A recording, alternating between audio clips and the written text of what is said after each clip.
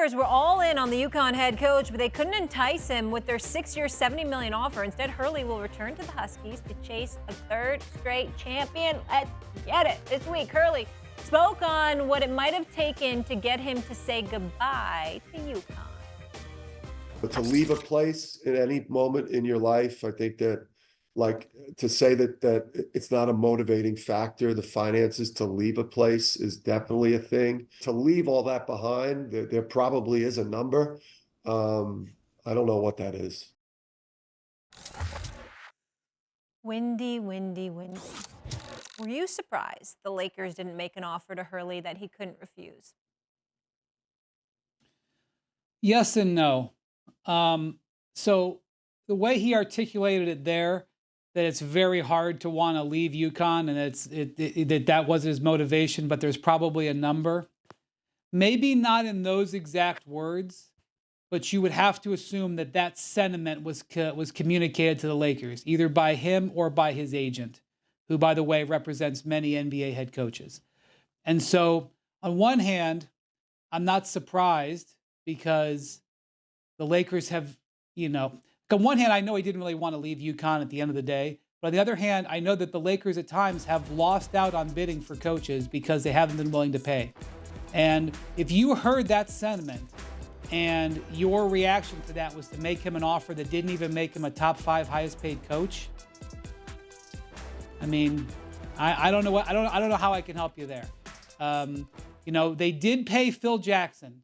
It took a lot of years. It took him leaving the franchise and coming back after 3 titles, and they were falling on their face. They did finally pay him $10 million a year when he came back and won his second 2 titles. And at the end, he was making $12 million. But it took a lot to get him there. They got outbid for coaches a couple of times in 2019.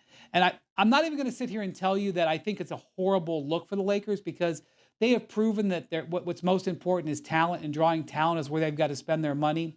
But they were serious enough to make this effort to go after Dan Hurley, to bring him out, to actually offer him the job. And then knowing what they did, what he just communicated, and making an offer like they did. The problem was, Molly, it was never about money. The Lakers needed it to be at least about money. And clearly it was never about the money, because they never offered high enough for him to consider it that way. It does make the Lakers look bad. Right? Over the last 4 years, Wendy, Stephen A., Molly, the Lakers have been dysfunctional.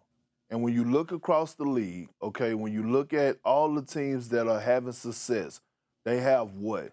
They have a good coach in place. They have a foundation. That's the first part.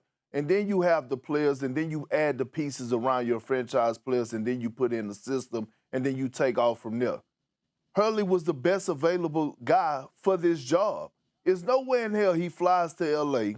and you let him walk out of that, and you let him leave and go back to the East Coast and think things over with his family. He's not leaving L.A. without signing and having a press conference if I'm in the front office or if I'm Jeannie Buss or Rob Pelinka. At the end of the day, you want to build for the future. That's been the problem for the Lakers over the last 4 years. Really, anytime you have a LeBron James-led team, you're always going to look at the now. Right? Did Frank Vogel, did he deserve to get fired? Absolutely not. I understand. Him and Russell Westbrook didn't see eye to eye, but that wasn't a Frank Vogel call. That was a LeBron James and Anthony Davis call to bring Russell Westbrook in. Okay, Darvin Ham, did he deserve to get fired? Absolutely not, in my opinion, but he did. So, I mean, at the end of the day, you're not going to blame AD, you're not going to blame Braun, and you damn sure not going to blame Rob Pelinka, even though Rob Pelinka knew that this Laker roster wasn't good enough to make a deep run in the Western Conference. You have to have a coach in place. You have to have a foundation. I thought Dan Hurley was the perfect guy for this job. They should have never let him leave out of L.A., and now they're back to where they started from. So now they're going to go out there, and I'm not trying to disrespect J.J. Redick or Sam Cassell.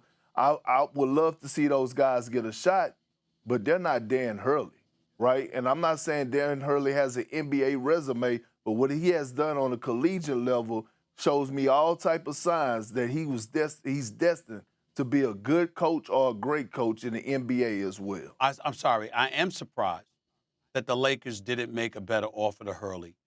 But the reality is none of us should have been. And that's the caveat that we have to throw in there.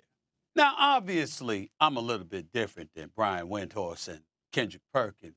So let me show y'all how a little bit different I am, because you know me, and if you know anything about me, you know where I'm going. Where is the Lakers franchise? Where does the Lakers franchise reside? That would be Los Angeles, right? Crypto.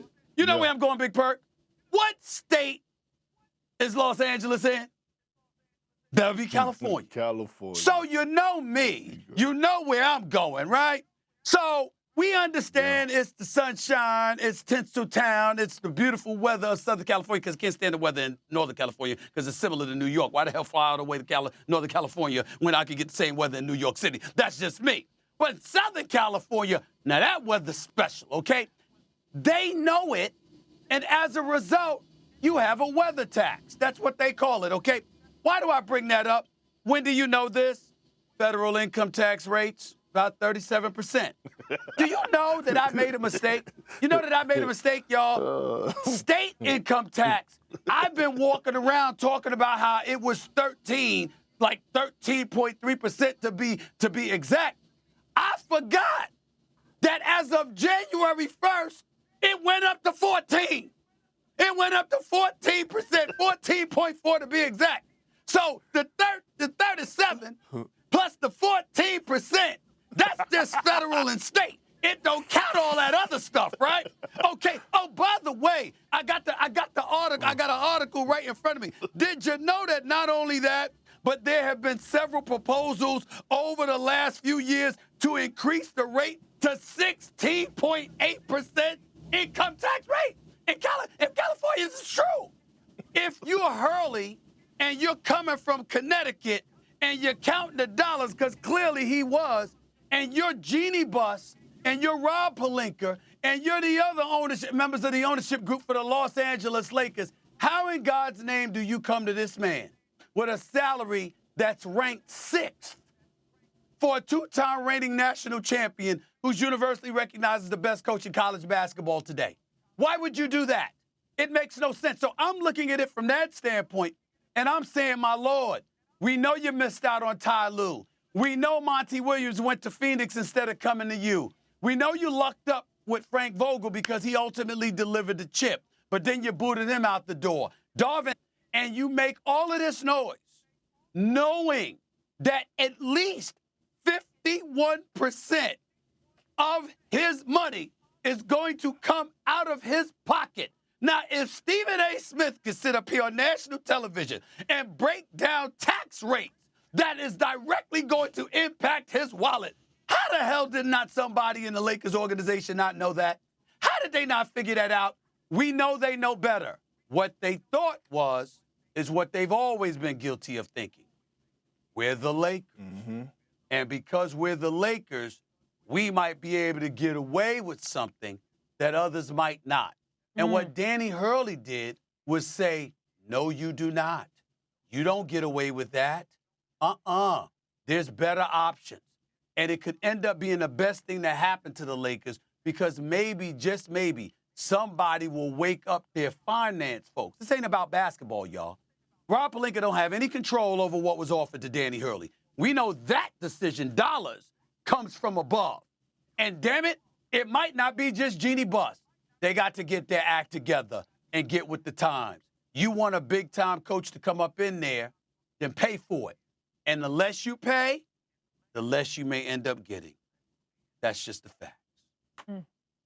Absolutely. Wendy, thank you so much for being with us. Have a wonderful weekend. Enjoy the game tonight, and we'll talk. Wanna try to boast at what I look like. Think I'm gonna try to wear, pull up all brains.